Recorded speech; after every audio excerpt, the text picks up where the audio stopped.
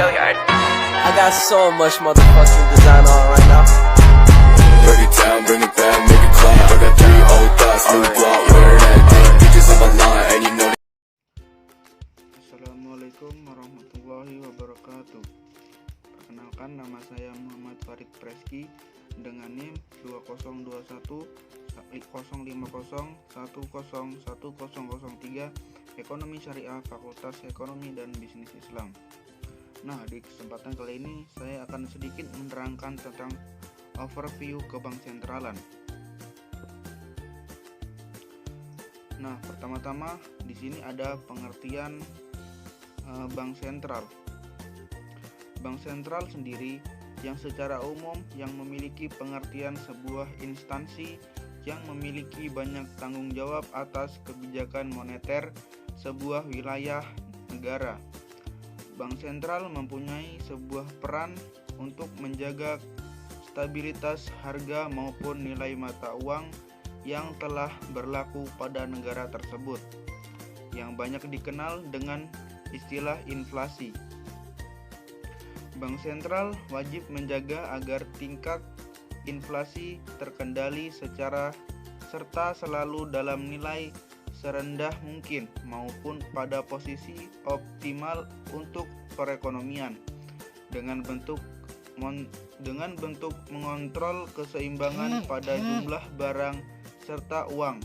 Apabila dalam jumlah uang yang telah beredar terlalu banyak, bank sentral juga telah berhak menggunakan sebuah otoritas yang dimilikinya. Kemudian ada sejarah bank sentral. The Javanese Bank, bank sentral pertama di Indonesia. The Javanese Bank merupakan sebuah bank sentral pertama di Indonesia. Lembaga ini dibangun pada tahun 1929 di masa pemerintahan Hindia Belanda yang dipimpin Raja Willem.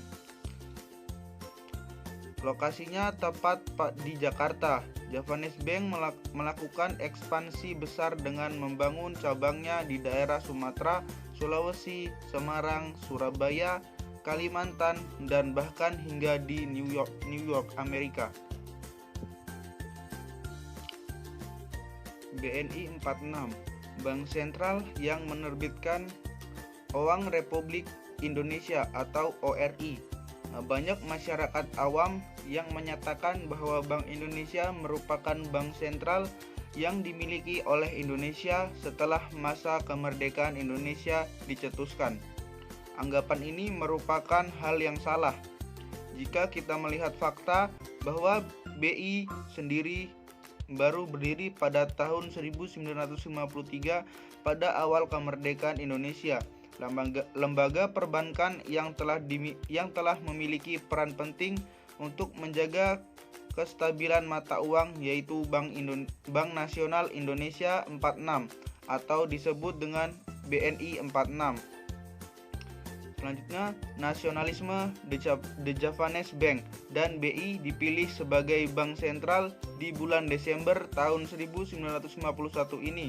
Pemerintah Indonesia sudah menggenggam kebijakan untuk menasionalisasikan The Javanese Bank yang kemudian ditandai dengan Undang-Undang Nomor 424 pada tahun 1951 yang memiliki kaitan dengan nasionalisasi The Javanese Bank. Selain itu, awal bulan Juli tahun 1953, pemerintah Indonesia telah membangun Bank Indonesia serta menjadikannya sebagai Bank Sentral Indonesia. Dalam perjalanan kali ini, BI mempunyai sebuah tugas serta peran yang sama dengan The Javanese Bank, yaitu bertugas sebagai lembaga perbankan, mengatur moneter, serta mengatur sistem pembayaran di Indonesia.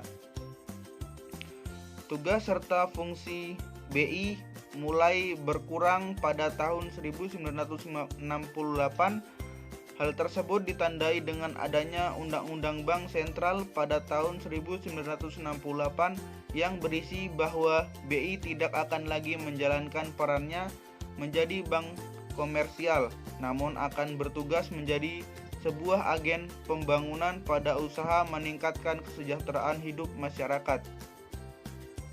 Selanjutnya ada tugas bank sentral. Yang pertama, menetapkan serta melaksanakan kebijakan moneter. Ditetapkannya kewajiban moneter harus dijalankan untuk menjaga peredaran jumlah mata uang yang ada pada masyarakat. Maka seluruh harga produk, barang, serta jasa dapat dijaga serta dikendalikan. 2. Mengatur dan menjaga kelancaran sistem pembayaran. Makna dari sebuah sistem pembayaran ini merupakan sebuah sistem pembayaran tunai serta non-tunai. Ketiga, ada mengatur dan mengawasi perbankan. BI perlu melakukan pengawasan makroprudensial yang berguna untuk menjaga kestabilan sebuah sistem keuangan yang berlaku di Indonesia. Selanjutnya ada wewenang bank sentral.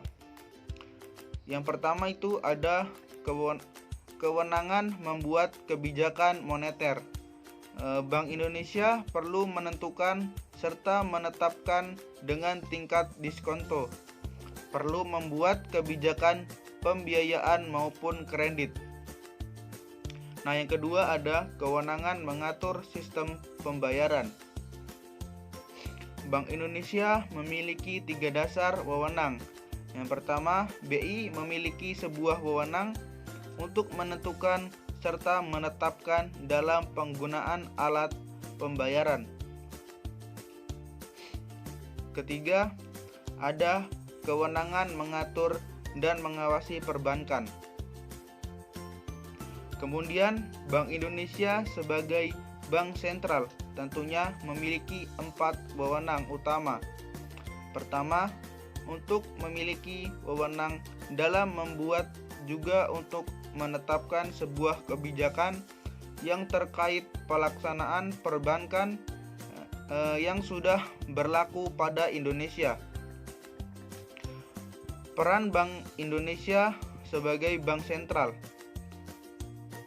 Yang pertama, Bank Indonesia ini memiliki tugas untuk menjaga stabilitas moneter, antara lain melalui sebuah instrumen suku bunga pada operasi pasar terbuka.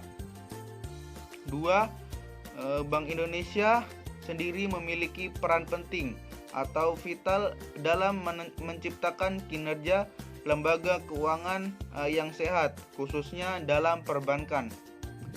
Ketiga, Bank Indonesia telah memiliki sebuah kewenangan dalam mengatur serta menjaga kelancaran pada sistem pembayaran. Keempat, Bank Indonesia bisa mengakses informasi-informasi yang dinilai mengancam stabilitas keuangan. Nah, yang kelima, ada Bank Indonesia memiliki fungsi untuk sebagai jaring pengaman pada sistem keuangan melalui fungsi bank sentral, leader of the last resort atau LOLR. Baik, mungkin hanya itu materi yang dapat saya sampaikan. Kurang dan lebihnya mohon dimaafkan. Wabillahi taufiq wal hidayah. Wassalamualaikum warahmatullahi wabarakatuh.